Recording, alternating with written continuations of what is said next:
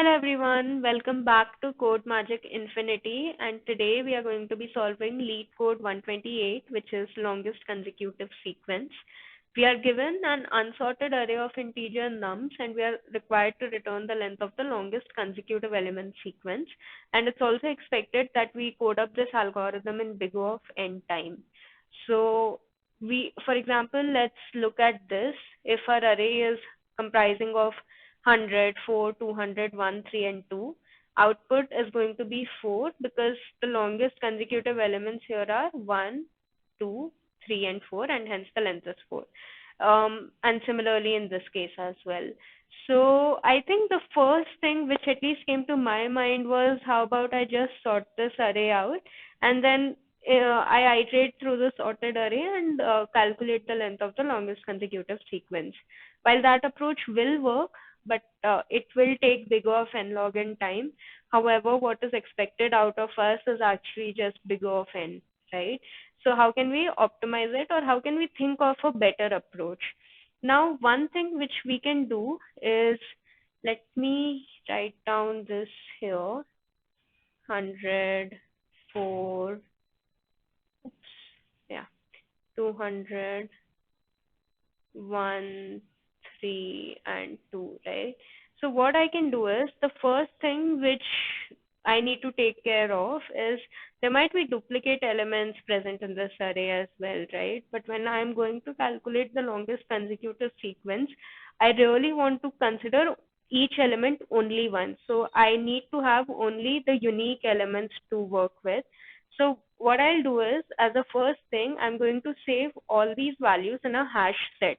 Now we know by the property of hash set, only unique elements will be present in it, and hence I remove the duplicate elements condition, so to say. So I'm able to handle the scenario in which duplicate elements are present as well, because by the ability of me saving these elements in a hash set, I'll ensure that I am considering only unique elements. Okay. So that will be the first thing. Now what I can do is, I'll iterate in this array element by element, and at every stage what I'm going to try to do is determine if this particular element can be the starting point of my longest consecutive sequence.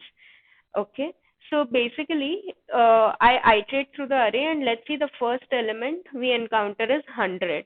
Now I want to check if 100 is actually a starting point of a sequence. If What is the condition for me to check that? It means that 100 minus 1, 99 should not be present in my hash set, right? So hash set, which I have just created a step before I actually started iterating. So I'll check, is 99 present in my hash set?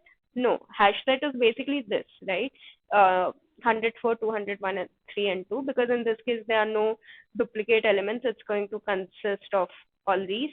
So I'll check, is 99 present in my hash set? No, it's not present, which means 100 can be a starting point for my longest consecutive sequence, and it can give me a potential answer. So with that in mind, I'll check, is 101 in my hash set now? Because if that is there, then I need to increment the length of the sequence I have found. Is 101 present in my hash set? No. So I can come out of the loop and I can update the value of longest consecutive sequence. Okay. So in the case of 100, the length is going to be 1, because that's the only element which is present in the sequence which begins with 100. Next, I'll go to 4. Now, for 4, I need to check whether this is potentially the starting of a sequence, which means I need to check 4 minus 1, 3. Is 3 already present in my hash set? Because if 3 is present, then 4 cannot be the starting of the sequence in the input which I've been given. Now 3 is present in my hash set, so there's nothing I need to do further. Because 4 is not going to contribute to my potential answer, and hence I skip it all together. Then I come to 200.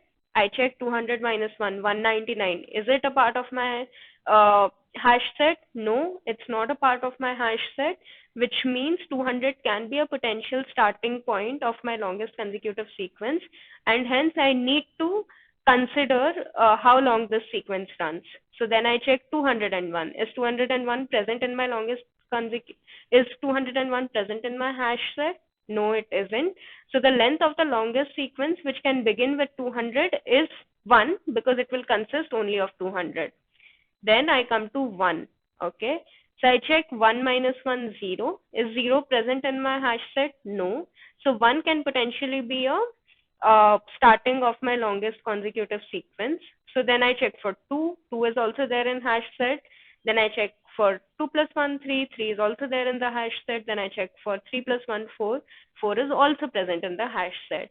And then I check for 4 plus 1, 5. 5 is not present. So I come out of the loop and I update the value of the length because now it will be 4. Okay. Similarly, I'll check for 3. 3 minus 1, 2. 2 is already present in my hash set. So 3 cannot be the starting point of my longest consecutive sequence. I can move past it. Same holds good for 2. So 2 minus 1, 1. It is a part of the hash set. It cannot be the starting point, and hence the length of the array, like we have iterated through the entire length of the array, and we can come out of the loop and return the final value of longest consecutive sequence. So a very interesting way to solve, I would say. Yeah, it's one of those interesting problems where a little bit of logic can actually help us in optimizing things, bringing down the complexity from big of n log n to n. And yeah, let's write the code now, shall we? So I'll have an answer variable. I'll initialize it to 0.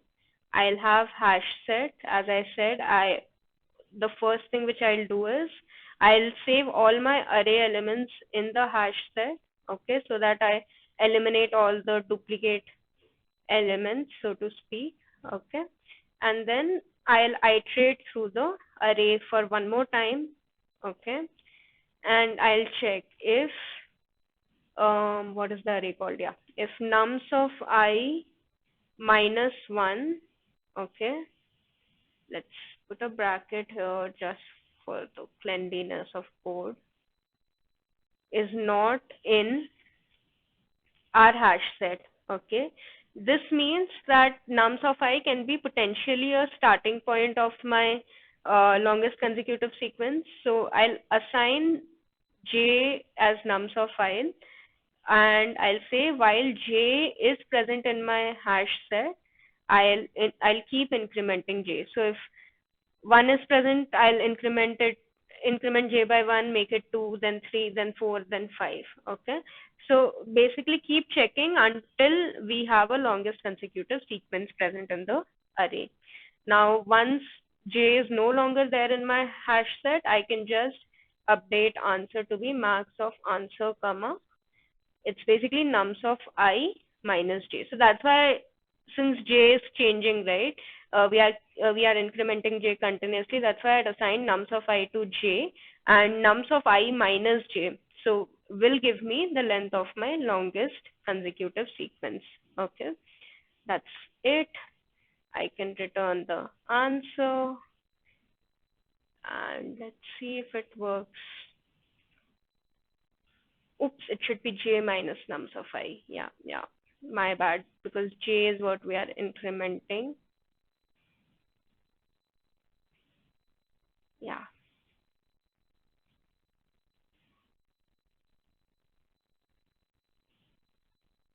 Yep. There we go. Let's try submitting it.